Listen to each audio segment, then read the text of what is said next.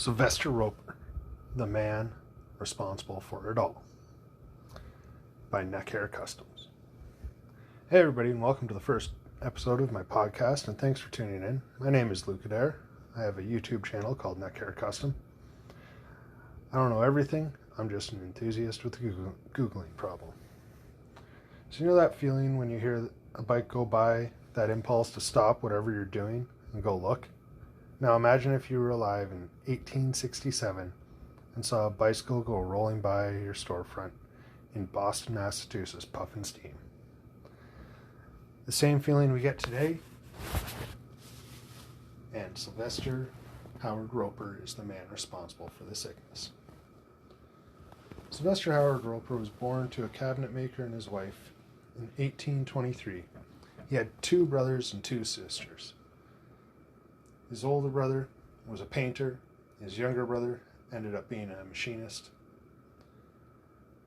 Couldn't really find anything on his two sisters. Seems like they lived a pretty normal life, but Sylvester started to distinguish himself as a mechanical genius at the age of 12, when he made a stationary steam engine, having never seen one before. At 14, he built a locomotive steam engine. Also, he'd never seen one before. Who builds a steam engine when they're 12? If a 12-year-old did that now, we'd be impressed. But this is in 1835. Steam engines had only really started to be utilized in the 1800s. This kid figured out not only how to build one, but how to make a locomotive steam engine. I mean, honestly, if I could get my kid to do the dishes, I'd be impressed. In the 1860s, he built his own steam-powered carriage, which he could be seen putting around Boston in. This steam carriage now sits in the Henry Ford Museum. His velocipede earned him a spot in the Motorcycle Hall of Fame in 2002. So he's kind of a big deal. His first design for the velocipede reminds me sort of a Ducati, with the steam engine hanging below the backbone of the frame, with nothing really supporting it from below. The stack came up directly behind the rider, who is sitting on the water reservoir. Not gonna lie, seems like a design flaw, but what do I know? There was a hand pump that transferred water from the water tank to the boiler, which sat over the firebox. And everybody today is impressed with jockey shifts. So am I, but not as impressed as I am by this.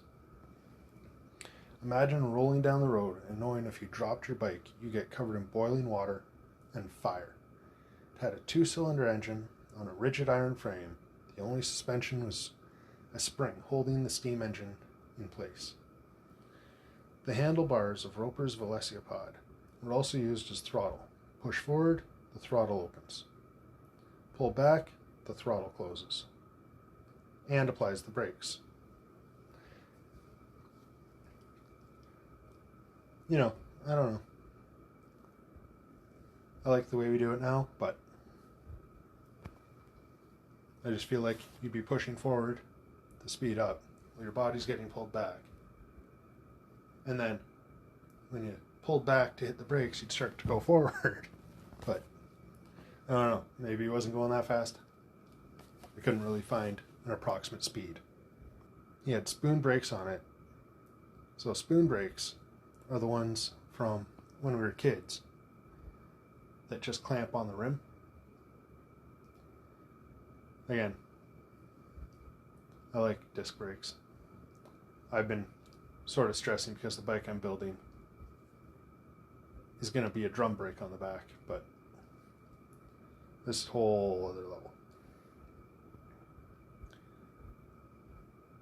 So yeah, Sylvester Howard Roper was an old school biker. The next version he built looked more like a bicycle than the previous one, but had a lot of power for back in the day. With its single-cylinder steam engine, reportedly putting out a whopping 3 to 8 horsepower and a top speed of 40 miles per hour. The steam engine was mounted on a Pope bicycle frame, and the wet weight of the whole contraption was 150 pounds. That's including a tank of water and coal. The plan was to use it as a pace vehicle for the bicycle races of the time.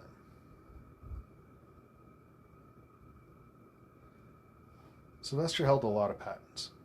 He was a busy guy. He invented the padlock, shotgun chokes. He designed a revolving shotgun mechanism. He also designed magazine guns. And probably most of the reason he did all of that with the guns was because he was working for the Springfield Armory during the Civil War. He also created a mechanical knitting machine. He's responsible for a lot of free time and a lot of saved lives. Looking over Sylvester's list of patents, I'm in awe of this man's stamina. From all the research I've done, there was never any indication that he ever intended on marketing the Velocioped. Seems to have only been built and worked on by him, for him. Till later years when he was going to put it in use it as a pace vehicle, but that couldn't be that big a market, I don't think. But, you know. So Sylvester Howard Roper was the man that created a machine that has inspired millions of people to create, wrench, and improve our own machines. He was a man of passion and progress.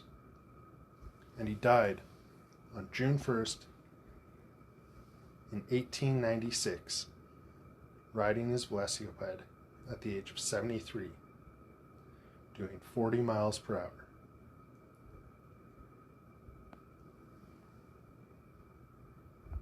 They say he had a heart attack, but they can't say when he had a heart attack.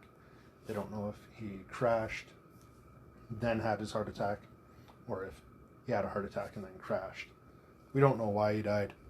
We just know for sure he was in a motorcycle crash and died. His 1894 design of the Velocioped was auctioned in 2012 and sold for $425,000. Sylvester Howard Roper is the reason I'm building my own bike in my shed with no heat in the middle of winter. And he's the reason we still feel the childlike wonder when we hear that rumble or see a bike leaned on a kickstand outside a coffee shop or at a gas station.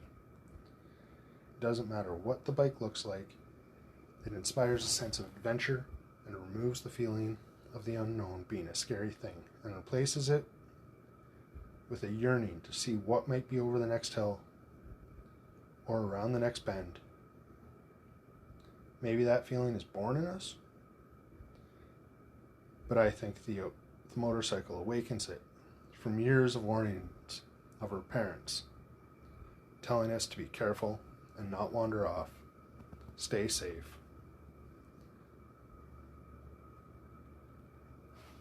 Now there are others that it has been argued as having the first motorcycle, and we will talk about them in future episodes, including Michoud, could be saying that wrong, and Peru, probably saying that wrong, company claiming to have made theirs the same year, but most believe that Sylvester Roper is the originator, which makes me kind of happy, because it's a way better story if the guy that originally made it is the same type of guy that's doing it today, as opposed to some company out to make a profit. Another upcoming episode will be on Delmer and Maybach. The guys that started Mercedes were also the first ones to build a motorcycle with an internal combustion engine. But anyway, guys, I think that's it for this episode. I'm going to try to get more info on everything I'm talking about. I'm just learning how to do all this. But I am going to be trying to upload an episode every week, most likely Fridays. So make sure you subscribe to this. I'll have a link to my Patreon where I will be updating on my builds for my YouTube channel and looking for ideas for episodes for this podcast. You can take a look at my YouTube channel, Neckhair Custom, where I'm building a 1975 CB360 into a custom rigid chopper. Check that out if you get a chance. You can add me on Twitter and Instagram. Just search Neckhair Custom on social media and I'll be there. But anyway, thanks for tuning in, guys. I appreciate you taking the time out of your day to listen to me talk. I'd like to hear from you. See you next week.